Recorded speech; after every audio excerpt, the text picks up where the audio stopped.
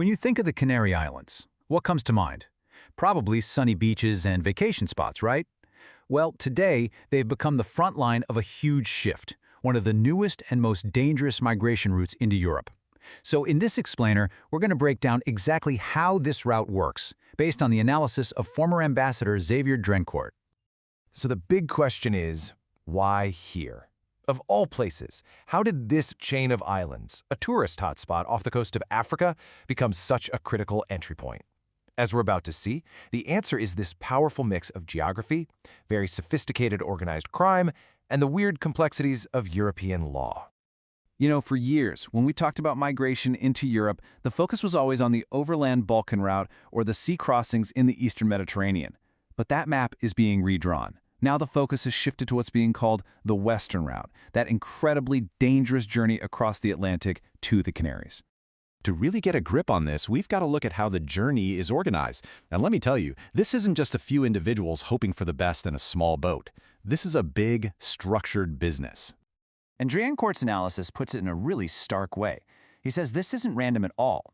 He describes it as a total package, a service sold by smuggling networks that basically operates like a travel agency for illegal migration. It's a start-to-finish deal, though an incredibly dangerous one, designed to get you from point A, your home, all the way into Europe. So what does this package actually include? Well, it breaks down into three pretty clear and pretty brutal stages. First, there's this punishing overland journey, often right across the desert. Then comes the really perilous part, the sea crossing from the coast of Mauritania or Senegal. And then finally, arrival, the moment that changes everything legally. Okay, so you might be wondering, with all this happening, how do these boats just keep leaving? Well, the source points to one big factor, corruption. And the numbers here, they tell the whole story. When a single bribe to just look away is worth more than a local police officer's entire monthly salary, you can see how the system becomes almost impossible to police. All right, so let's say someone survives that incredibly dangerous crossing. Their journey isn't over. In fact, in a way, it's just beginning. Because the moment they arrive, a whole different set of rules kicks in.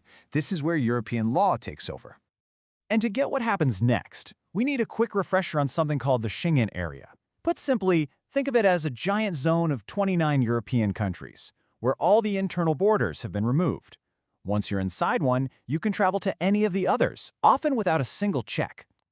And this is the absolute key. The second a person sets foot on a beach in the Canary Islands, they are legally on Spanish soil. And because Spain is in the Schengen area, bam, they are legally inside that entire border-free zone. The islands literally act as a gateway to almost all of continental Europe. But here's the thing, for most people on this route, Spain isn't the final stop, not by a long shot. They often have a very specific destination in mind. And more often than not, that destination is France. So why France? Well, a few big reasons stand out. First, language. Most people on this route are from French-speaking West Africa. There are also strong family and community ties already there. And then, according to Drencourt, there's the perception that France has the most generous social benefits, and critically, a legal system where expulsion orders are very rarely actually enforced. The source material really paints a picture of two very different approaches. Let's compare Italy and France for a second. In Italy, there are all these administrative hurdles. You need official papers just to buy a SIM card or get electricity.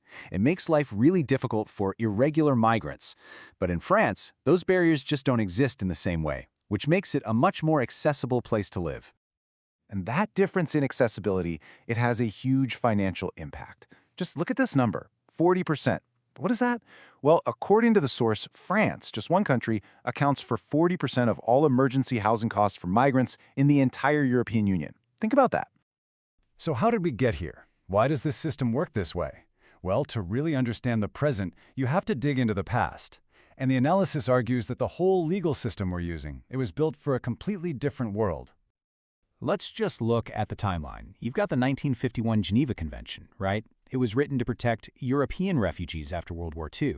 Then there's Schengen, originally designed for Europeans to travel easily.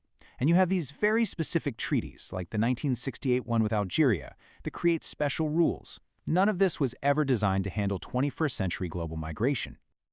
Let's zoom in on that 1968 deal with Algeria, because it's a perfect example.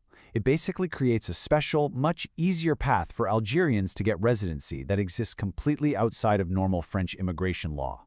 And because international treaties trump national law in France, it creates all these loopholes, like getting merchant status without any real checks. It's like a parallel, more lenient system. Okay, so we've got smugglers, outdated laws, complex international agreements. It's a mess.